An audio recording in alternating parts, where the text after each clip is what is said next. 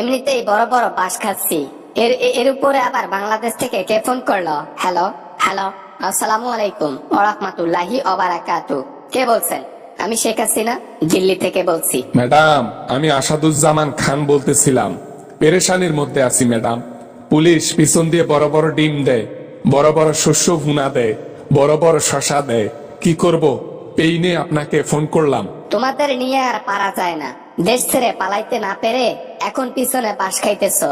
বাস খেয়ে সেই বাস সহ্য করতে না পেরে আমাকে ফোন করতেছো। আচ্ছা বলো তো, আমাকে ফোন করে কোনো লাভ হবে? তোমাদেরকে ছাড়াইতে পারবো? আপনি একা একা বাংলাদেশ ছেড়ে পালাইছেন। আপনার পিছনে অনেক লোক সাহায্য করেছে, কিন্তু আমাদের পেছনে কয়জন সাহায্য করছে? আর আপনি যদি মনে মনে এটাই ভেবে থাকেন যে আপনি দেশ ছেড়ে পালিয়ে যাবেন ইন্ডিয়াতে, আমাদেরকে কেন বলা হলো না? আমি নিজেই বড় বিপদে ছিলাম, নিজেই পালানোর সঠিক রাস্তা খুঁজে পাচ্ছিলাম না। আমি তো ভেবেছিলাম আমি মারাই যাব, জনগণ আমাকে গিলে খাবে।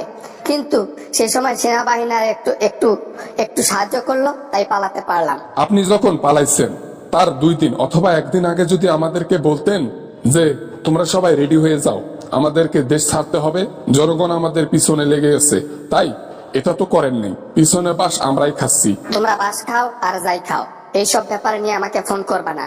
আমার সংসার আছে, আমার বাচ্চা কাচ্চা আছে, আমি সবাইকে নিয়ে হ্যাপি আছি। মোদিকে এখানে বিয়ে করছি, বিয়ে করে সুখে শান্তিতে সংসার করছি। সুখের সংসারে আগুন লাগাইও না। আগুন লাগাবো না, সমস্যা নাই, কিন্তু আমাদের জীবনটা যে ধ্বংস করে দিলেন। আপনার নির্দেশে বড় বড় অন্যায় কাজ করেছি, আজকে তার খিসারত দিতে হচ্ছে। আজকে পস্তাইতেছি আওয়ামী লীগ করে। দেশের মানুষের জন্য ভালো কিছু করলে জীবনটা ভালো থাকতো। তো কি হয়েছে? এখন কি করব আমি? আমাকে ফোন দিয়ে বিরক্ত করা বাদ দিয়া জেল ভাঙার চেষ্টা করো, পালিয়ে যাওয়ার চেষ্টা করো। এরকম করে ফোন দিয়ে আমাকে পেইন দিও না। এমনিতেই নানান টেনশনে আছি।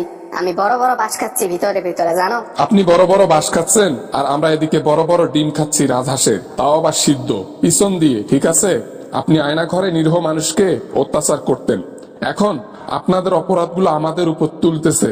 দেখো আসাদুজ্জামান, বেশি কথা বলিও না। যা করেছি ঠিক করেছি, তোমাদের জন্য যা করেছি ভালো করেছি। আমি যখন ক্ষমতায় ছিলাম, টাকা পয়সার পাহাড় করেছিলাম, তখন মনে ছিল না? তখন মনে ছিল না সৎ কাজের কথা? তখন কই ছিল সততা? এটা আমাদেরই ভুল, আসলে এই জন্যই আমরা পস্তাচ্ছি এখন। দেশের মানুষের জন্য ভালো কিছু করলে অন্তত দেশের মাটিতে সুখে থাকতে পারতাম। এখন আপনার নির্দেশে বাজে বাজে কাজ করে টাকার পাহাড়ে নিশ্চয়ই গড়েছি, কিন্তু টাকা খাইতে পারবো না। শাস্তি ভোগ করতে করতে জীবনটাই পার হয়ে যাবে। এই জীবন আর জেল থেকে বাড়াবে না। আসাদুজ্জামান, তুমি দেখো আর একটা কথা বলবা না। আমি জাস্ট ফোনটা এখন রেখে দেব। আমার স্বামীকে এখন আমি টেক কেয়ার করতে যাব, ও ঘুম থেকে উঠেছে। আমি মোদিকে এখন নাস্তা পানি করাবো। তুমি এক্ষুনি ফোনটা রেখে দাও। Good bye. সমস্যা নাই, একদিন আপনিও ধরা খাবেন। আমরা আজকে শাস্তি পাচ্ছি, আপনিও একদিন পাবেন। ঠিক এইভাবে, এর চাইতে বেশি, আমাদের চাইতে বেশি। আমাদের পাশের জেলে আপনাকে ঢোকানো হবে। আপনার চিৎকার শুনে আমরা খুশি হব। ঠিক আছে ঠিক আছে, খুশি হয়ে খুশি হয়ে, সমস্যা নেই। এখন ফোনটা রেখে দাও, তখন দেখা যাবে।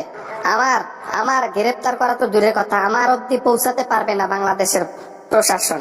ঠিক আছে, এমন রাস্তা গড়িয়েছি। স্বৈরাচার একটা, বাজে একটা সরকার, বাজে একটা মহিলা। আপনার জন্য আজকে জীবনটা শেষ হয়ে গেল আমাদের কয়েকজনের। মোদিও আপনার মতো সরকার। যেদিন জনগণ পি দিয়ে বের করে দেবে, সেদিন আপনি পালানোর জায়গা খুঁজে পাবেন না আমাদের মতো।